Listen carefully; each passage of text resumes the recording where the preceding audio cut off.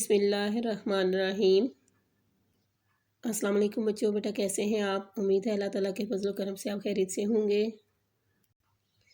جی بیٹا، آج ہم باب سوم سیرت طیبہ میں سبق نمبر 1 صلح حدیبیہ پڑھیں گے۔ جی بیٹا، 6 ہجری میں مسلمانوں اور کفار مکہ کے درمیان ایک معاہدہ ہوا جو تاریخ میں صلح حدیبیہ کے نام سے مشہور ہوا۔ چونکہ بیٹا یہ صلح حدیبیہ کے مقام پر ہوئی تھی، اس لیے اس کو صلح حدیبیہ کہا جاتا ہے۔ جی بیٹا، آج ہم صلح حدیبیہ کا پس منظر پڑھیں گے۔ مسلمان جب سے ہجرت کر کے مدینہ منورہ آئے تھے، وہ کعبۃ اللہ کی زیارت کو نہ جا سکے تھے۔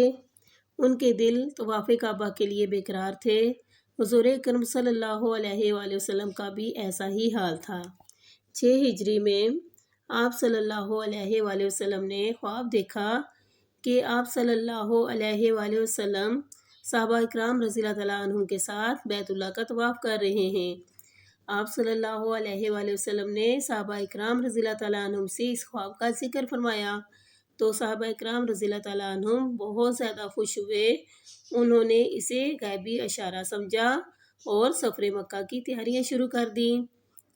رسول اللہ صلی اللہ علیہ وآلہ وسلم نے مدینہ منورہ کے گرد و نواح کی مسلمان آبادیوں میں یہ اعلان کروا دیا کہ جو لوگ زیارت بیت اللہ کا شوق رکھتے ہیں، یعنی اللہ تعالیٰ کے گھر کی زیارت کا شوق رکھتے ہیں، اللہ تعالیٰ کے گھر کی زیارت کرنا چاہتے ہیں، وہ آپ صلی اللہ علیہ وآلہ وسلم کے ساتھ روانہ ہونے کی تیاری کر لیں۔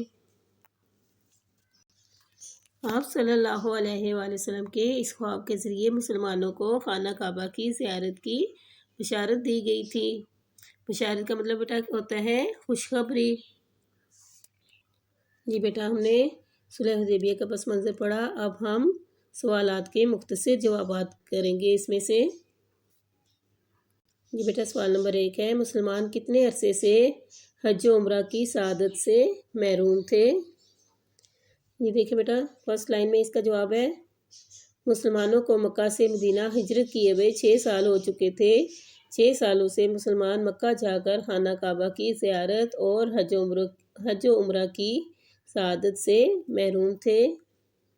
یہ بیٹا سوال نمبر 2 ہے، اکثر انصار و مہاجرین آپ صلی اللہ علیہ وآلہ وسلم کے سامنے کس خواہش کا اظہار کرتے تھے؟ بیٹا دیکھیں، یہاں سے اس کا جواب ہے، انصار و مہاجرین خانہ کعبہ کی زیارت کرنا چاہتے تھے۔ اکثر وہ نبی کریم صلی اللہ علیہ وآلہ وسلم کے سامنے اپنی اس خواہش کا اظہار کرتے تھے۔ یہ بیٹا نیکسٹ کوشچن ہے، نبی کریم صلی اللہ علیہ وآلہ وسلم نے صحابہ اکرام رضی اللہ تعالیٰ عنہم کو کیا خوشخبری سنائی؟ جی بیٹا دیکھیں، یہاں سے اس کا جواب ہے، نبی کریم صلی اللہ علیہ وآلہ وسلم نے اپنے صحابہ اکرام رضی اللہ تعالیٰ عنہم کو یہ خوشخبری سنائی کہ آپ صلی اللہ علیہ وآلہ وسلم نے خواب دیکھا ہے کہ آپ صلی اللہ علیہ وآلہ وسلم اپنے ساتھیوں کے ساتھ مسجد حرام میں داخل ہو رہے ہیں۔ یہ بیٹا نیکسٹ کوشچن ہے، آپ صلی اللہ علیہ وآلہ وسلم کا خواب سن کر صحابہ اکرام رضی اللہ تعالیٰ عنہم کی کیا کیفیت تھی؟ جی بیٹا دیکھیں، یہاں سے اس کا جواب ہے، یہ سن کر، مطلب یہ خواب سن کر، ٹھیک ہے، صحابہ اکرام رضی اللہ تعالیٰ عنہم بہت خوش ہوئے، کیونکہ وہ جانتے تھے کہ حضور اکرم صلی اللہ علیہ وآلہ وسلم کا خواب بھی وحی الہی ہوتا ہے۔ وحی الہی ہوتا ہے مطلب اللہ تعالیٰ کی طرف سے بھیجا ہوا پیغام ہوتا ہے۔ یہ بیٹا نیکسٹ ہے کوشچن نمبر 5، خواب کے ذریعے کیا بشارت دی گئی تھی؟ بیٹا دیکھیں، یہاں سے اس کا جواب ہے، آپ صلی اللہ علیہ وآلہ وسلم